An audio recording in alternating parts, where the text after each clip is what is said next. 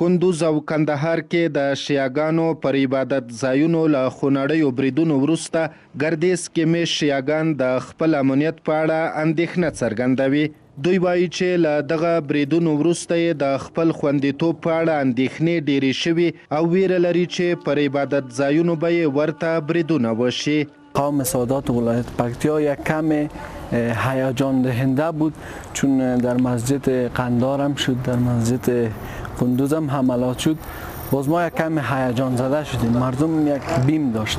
صبح چې مثلا د امنیت په ضد مسلمانانو په جماعتونو کې په تکایه کې په مقدس ځایونو کې دغسې بریدونه کوي، انشاءالله چې هغوی ناکام دي. ګردیز کې مې شیعاګان وایي چې د اسلامي امارت له امنیتي مسؤلینو سره په اړیکه کې دي، خو په ټولیز ډول یې غوښتنه د استوګنې سیمو او عبادت ځایونو امنیت خوندي کېدل دي.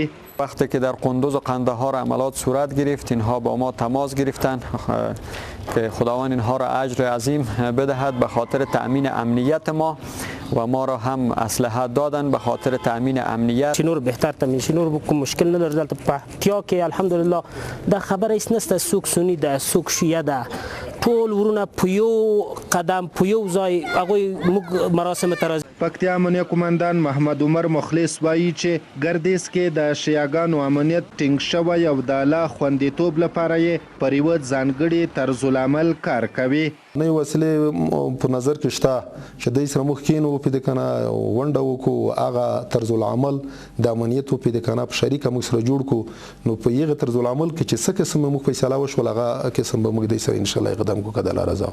د 2013 کال د دسمبر په 13مه ګردیز کې د جمعې لمانځه پر مهال دوه وسلوال چې د ښځو کالي پر تن و خواجه حسن جومات کې ځانمرګي بریدونه وکړل او له کبله یې شاوخوا 300 کسانو ته مرګ ژوبله واوښته.